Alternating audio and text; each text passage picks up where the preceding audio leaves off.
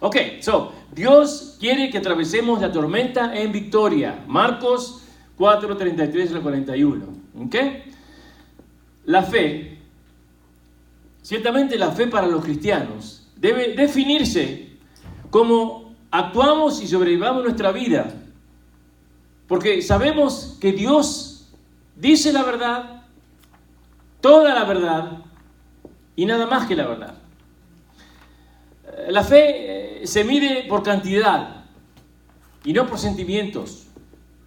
La fe se mide por el caminar y no por el hablar. La fe se mide por la práctica y no por la teoría. En el pasaje que acaba de leer la hermana Cari, Jesús ha estado enseñando todo el día. Jesús ha estado enseñando a las multitudes a la orilla del mar.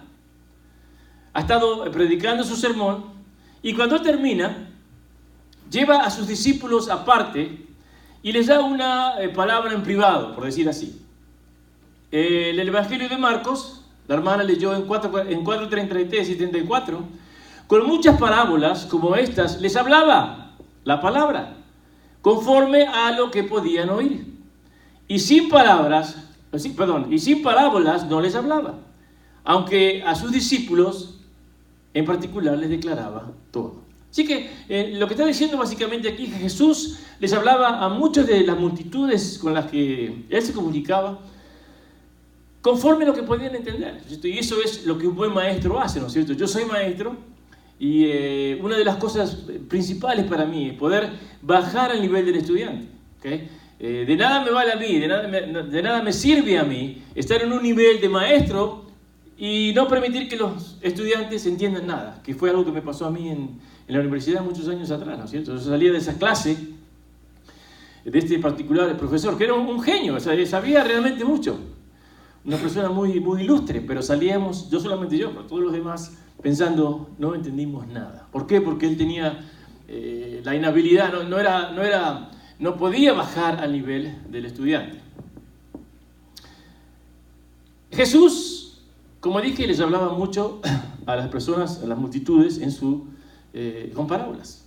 Pero ahora le estaba hablando también a los discípulos, a sus discípulos en parábolas, y le explicaba algo o cosas en privado. En el versículo 35, mírenlo ahí, dice: aquel día, cuando llegó la noche, les dijo: pasemos al otro lado. El siguiente versículo, el 36, dice: y despidiendo a la multitud, le tomaron como estaba en la barca, y había también con él otras barcas. Antes de proseguir, ¿okay?, quiero asegurarme de que entiendan algo. Jesús habló con ellos en privado, y cuando ya anochecía, entonces le dijo: vamos a la barca. Y los discípulos obedecieron la voluntad de Dios y subieron a la barca. Sin embargo, a pesar de ser obedientes y seguir la voluntad de Dios, se presenta un problema. El problema está ahí en el capítulo 37. ¿Qué dice el 37? Pero se levantó una gran tempestad de viento y echaba las olas en la barca, de tal manera que ya se anegaba. Quiere decir, ya prácticamente se iba a hundir. ¿Okay? La palabra griega para una tempestad de viento es, hoy van a aprender una palabra en griego, la aprendí yo, es lailak. ¿Okay? Lailak se define o es en griego una tormenta de viento mayor. ¿Okay? En este caso les estaba sucediendo a los discípulos y a Jesús este evento, esta tormenta de viento, este lailak, en el mar de Galilea. Esto que está sucediendo a los discípulos en este momento debe dejarnos ver que aun cuando los discípulos siguieron la voluntad de Jesús, apareció la tempestad, apareció la tormenta. Hay cristianos que piensan que porque han creído en Jesús y son salvos, nunca van a tener una tormenta en su vida, que toda la navegación va a ser tranquila. Y eso yo creo que aquí todo el mundo sabemos, no es así. Una de las cosas que tenemos que saber acerca de esta tempestad de viento es que era despiadada. ¿Okay? Despiadada. En otras palabras, la tormenta viene contra ti y te quiere consumir. te quiere acabar, te quiere destruir. La barca se estaba llenando de agua y parecía que se hundía. ¿Cuántos de nosotros hemos estado en situaciones en nuestra vida donde sentimos que no hay escape, que nos estamos hundiendo? Una situación que nos estaba abrumando, una situación que nos estaba ahogando, una situación que parecía inescapable. Cuando aparece una tormenta, en muchos casos, este tipo de prueba es una circunstancia inesperada que invade nuestra vida y que amenaza nuestra existencia. Muchas veces nadie aquí espera una tormenta en su vida. Nadie. Yo estoy seguro que de 100 cristianos nos dicen, hoy va a pasar algo malo, o mañana va a pasar algo malo, se va a enfermar mi hijo, o voy a perder mi trabajo. Nadie espera una tormenta en su vida. Algo más que le puedo decir acerca de las tormentas. Una tormenta siempre está, escuchen bien esto es clave. Una tormenta siempre está diseñada para incrementar o para aumentar nuestra fe y para darnos una experiencia más profunda con el Dios que servimos. Las tormentas no son placenteras, las tormentas no son cómodas, las tormentas no son agradables y muchas veces pueden hasta amenazar tu vida. Pero siempre llegan con un propósito. Aquí los discípulos se encontraban en una crisis. Están en esta crisis y la crisis tiene 3 partes. Es una tormenta, pero es una tormenta que podemos ver en 3 partes. La primera parte es que la tormenta era circunstancial. Circunstancial, es decir, una tormenta la cual los discípulos no podían controlar.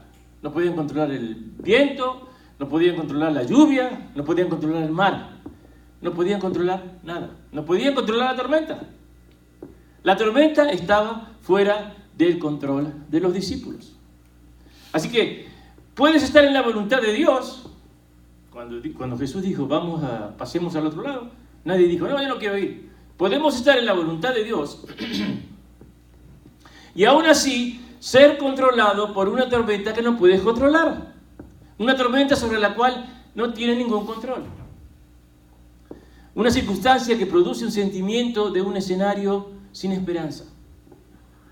Esa es la parte número 1 de la tormenta. Esto nos lleva a la parte número 2 de la tormenta. La tormenta parte 2 es que los discípulos tenían miedo. Si miren ahí en el versículo 40, ¿qué dice? y les dijo, ¿por qué estáis amedrentados? Estar amedrentado es cuando uno tiene miedo. ¿Okay? ¿Cómo no tenéis fe? Así que no solo tenían miedo, sino que se sentían amedrentados, se sentían atemorizados. ¿Okay? Por lo tanto, ahora no solo tenemos una tormenta de circunstancias que no pueden ser controladas, pero también tenemos una tormenta de emoción, porque dice ahí que tenían miedo, estaban amedrentados. ¿Okay? Miedo del reporte del doctor, miedo de los problemas financieros, miedo de los problemas en el hogar, miedo de los problemas con los hijos o con los nietos, o problemas en el trabajo, miedo de lo que sea que no puedes controlar y que está causando que tus emociones sean desarraigadas. Eso es una tormenta. Es algo tan grande, tan profundo y tan devastador que no puedes controlarlo. Entonces, la primera tormenta, o la primera parte de la tormenta son las circunstancias que están fuera de control. La segunda tormenta es la inestabilidad emocional, debido a la circunstancia que no se puede controlar. Pero eso no es todo. Hay una tercera parte, les dije que eran 3 partes, ¿no es cierto? Hay una tercera parte, y está la parte de la tormenta que es teológica en naturaleza, por decirlo así, o espiritual. En otras palabras, los discípulos también tienen una tormenta espiritual, porque las Escrituras dicen ahí en el versículo 36, lo pueden mirar, que despertaron a Jesús. ¿Okay? El 38. El 38 dice, y él estaba en la popa, durmiendo sobre el cabezal, y le despertaron y le dijeron, maestro,